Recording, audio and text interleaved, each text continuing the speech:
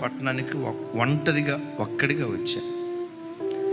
బంధువులు ఉన్నారో లేరో తెలియదు, కానీ నా జ్ఞాపకం ఉండి ఏ బంధువు దగ్గరికి వెళ్ళిన జ్ఞాపకం నాకు లేదు. నాకు ఎప్పుడు ఒక పాట, హెబ్రోన్ పాట, ఒక పాట ఉంది. ఆ పాట ఎప్పుడు గుర్తు వస్తుంది, పాడుకుంటూ ఉండేవాడిని.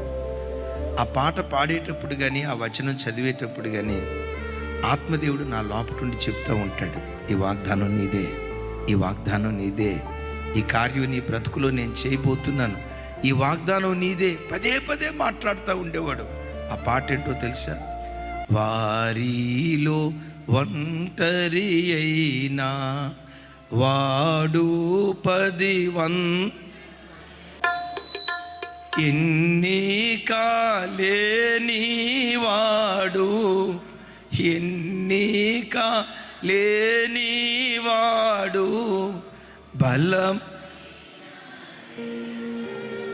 అక్కడికి వచ్చేసరికి నేను తట్టుకోలేకపోయేవాడిని, ఏడ్చేవాడిని. వెనక్కి లేని స్థితిలో వచ్చానయ్యా. నా అనేవాళ్ళు ఎవరు ఈ ప్రాంతంలో లేరయ్యా, ఒంటరిగా వచ్చానయ్యా. దేవుడు అంటాడు, పిచ్చోడా, ఒక రోజు రాబోతుంది, 1000 మందిగా 10,000 మందిగా నేను ఆశీర్వదించబోతున్నాను. ఎన్నిక లేని నిన్ను గొప్ప జనంగా చేస్తాను. నేను అనుకున్నా, నన్ను బట్టి నా తమ్ముళ్ళు, నా చెల్లెళ్ళు, నా కుటుంబీకులంతా ఇక్కడికి వస్తారేమో, ఇలా ఆశీర్వదిస్తాడేమో ఈ ప్రాంతంలో అనుకున్నా. ఆ కుటుంబం కంటే శ్రేష్టమైన కుటుంబాన్ని దేవుడు మాకు సిద్ధపరిచాడు.